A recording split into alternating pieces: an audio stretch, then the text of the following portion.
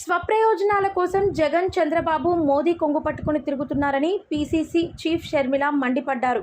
ఏపీలో triangle love story నడుస్తోంది. మోదీ ప్రత్యేక హోదా, రాజధాని, పోలవరం, కడప స్టీల్ ఫ్యాక్టరీ ఇవ్వలేదు. అయినా ఆయనకు గులాంగిరి చేస్తున్నారు. వైఎస్ఆర్ ముస్లింలకు ఇచ్చిన 4% రిజర్వేషన్లు రద్దు చేస్తామని బీజేపీ అంటుంటే మోదీకి జగన్ తొత్తుగా మారారు. ఇలాంటి వాళ్ళు వైఎస్ వారసులు ఎలా అవుతారని ప్రశ్నించారు. ఈరోజు మన రాష్ట్రంలో 10 సంవత్సరాలు అయిందన్నా మన రాష్ట్రం ఏర్పడి 10 సంవత్సరాల రాష్ట్రం. ఈ పాటికి మనకు ప్రత్యేక హోదా 10 సంవత్సరాల కిందట వచ్చుంటే ఒక్కొక్క నియోజకవర్గంలో 50 నుంచి 100 కొత్త పరిశ్రమలు వచ్చేవి. ఎంత అభివృద్ధి జరిగి ఉండేది, మన బిడ్డలకు ఎన్ని ఉద్యోగాలు వచ్చుండేవి. కానీ 10 సంవత్సరాలు అయింది, ఈ రోజు వరకు కూడా ప్రత్యేక హోదా రాలేదు.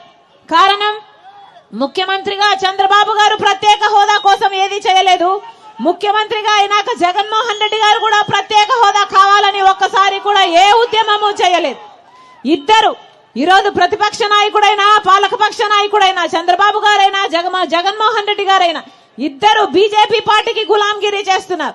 ఇద్దరు మోడీతో తొత్తులుగా తయారయ్యారు తప్పితే ప్రజల గురించి ఎవరు ఆలోచిస్తున్నారన్నా?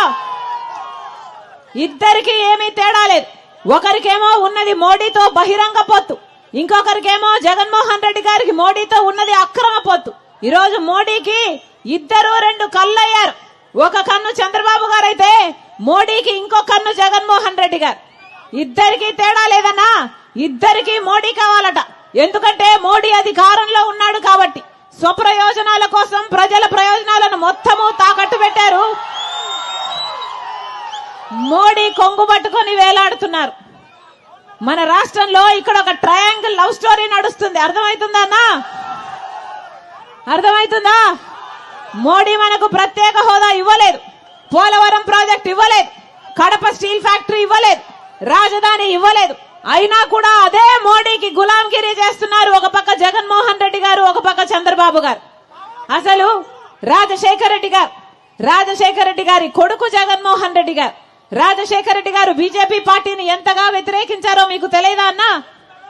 ఎంతగా వ్యతిరేకించారు? ఎందుకంటే బీజేపీ పార్టీ ఒక మతతత్వ పార్టీ కాబట్టి మతం పేరుతో చిచ్చు పెట్టాలి, ఆ మంటలో చలిగాచుకోవాలి. ఇదే బీజేపీకి తెలిసిన రాజకీయం.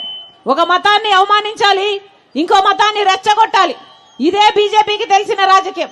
అందుకే రాజశేఖర రెడ్డి గారు బీజేపీ పార్టీని వ్యతిరేకించారు. ఈ రోజు అదే బీజేపీ పార్టీ ముస్లింలకున్న 4% రిజర్వేషన్, రాజశేఖర రెడ్డి గారు ఇచ్చిన రిజర్వేషన్ ఎత్తేస్తాము అని బెదిరిస్తున్నా కూడా జగన్మోహన్ రెడ్డి గారు సొంత కొడుకై ఉండి ఈరోజు బీజేపీ పార్టీకి తొత్తుగా మారారు అంటే మరి రాజశేఖర రెడ్డి గారి ఆశయాలను నిలబెట్టిన వాళ్ళు వీళ్ళు ఎలా అవుతారు అని అడుగుతున్నారు.